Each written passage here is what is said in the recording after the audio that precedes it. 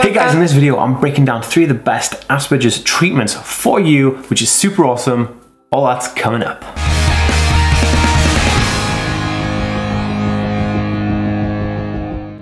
Hey guys, welcome back to the Aspie world. My name is Dan. I have autism, ADHD, OCD, and dyslexia, and I make weekly videos on this type of stuff. So if you're new around here and you'd like to see some more awesome videos just like this one and be super cool, hit that subscribe button by clicking the notification bell. And if you're watching over on Facebook, which just gives the page a like and a follow to see more videos like this on this page. Right guys, so I am doing this video on personally I've taken these treatments for my Asperger syndrome diagnosis, and these treatments are really cool, and they're like therapies basically. They're not really treatments. When you hear the word treatment, it sounds like it's like drugs and stuff like that, but there's, you know, I do have medication, but that's for like my comorbid conditions. But in terms of this one, it's specifically talking about like therapies that you can use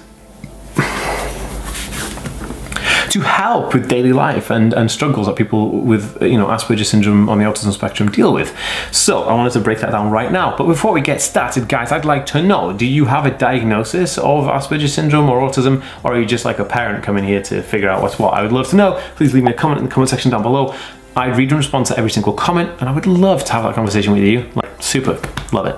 Let's get on. So basically I have had a bunch load of treatment ever since my diagnosis. I had like a bunch load of treatments come in for different things, like treatment plans with this guy, that guy, and I tried pretty much anything I could get my hands on that I feel would really benefit me. And I've tried some, like I did a group counseling therapy where it was like about 12 people sat around the table, and then we talk about like you know, anxiety and stuff like that. It was like an anxiety support group, and that wasn't so good.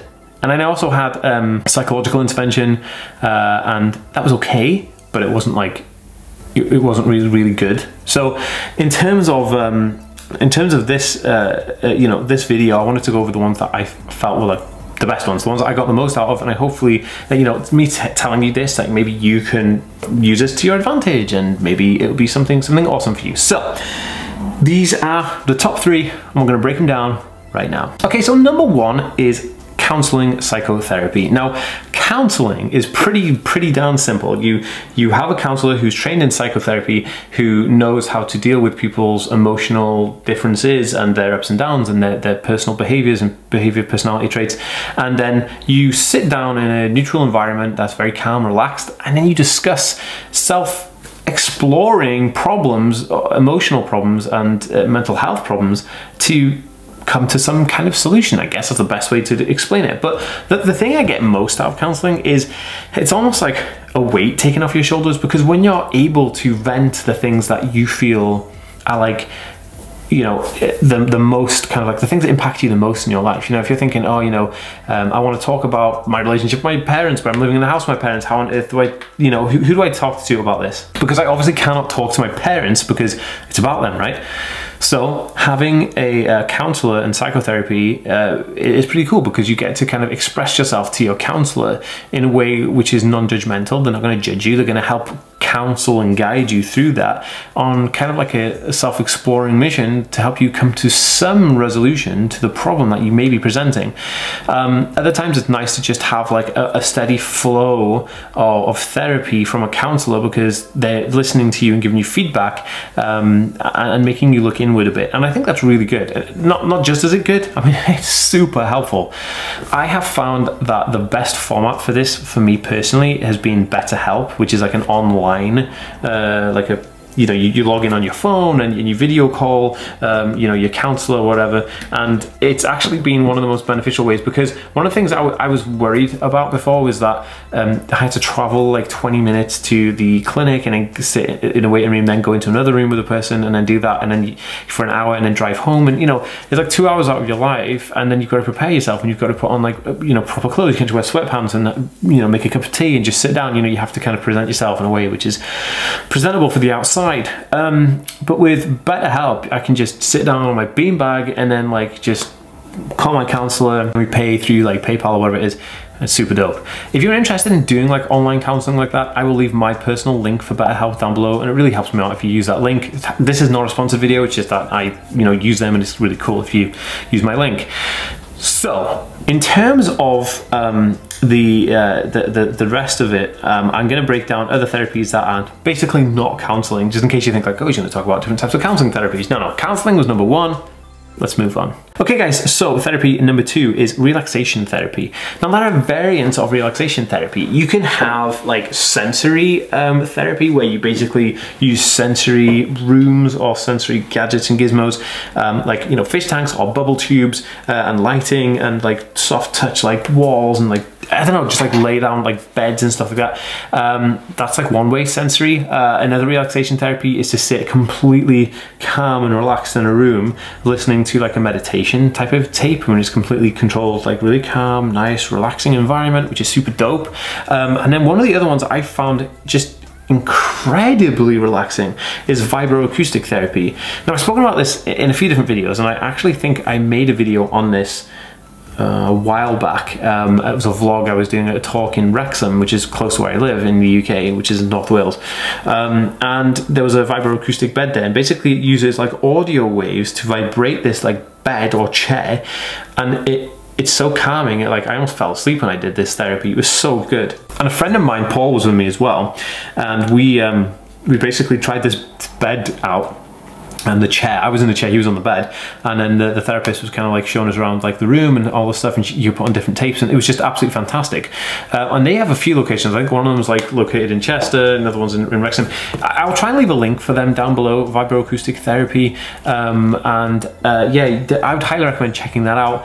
They're really, really good, but I found that one the most like just amazing. And honestly, like, I said to the person, I was like, I've never heard of this stuff. She said, no, it's big in the States, and she had to go over to the United States of America to do the training and get all the equipment and then like ship it back over, and it's like a whole thing, and it's super effective. I found it amazing, and Paul really enjoyed it as well. So yeah, big thumbs up for vibroacoustic therapy and the other types of relaxation therapy that you can use. But relaxing is a form of therapy, and I find it really difficult to relax, so that's why I found real benefit in vibroacoustic therapy. So yeah. Okay guys, number 3, the last one here in my list of super top 3 treatments for Asperger's syndrome, because that's what I diagnosed with. And I know that it's now called just autism spectrum disorder, but my diagnosis papers had Asperger's on it, so hey ho, what can you do? So this one is occupational therapy. Now, occupational therapy is specifically designed for the thing that you need. So in my case, I went to see an autism like occupational therapy group, and I asked them for help and support with my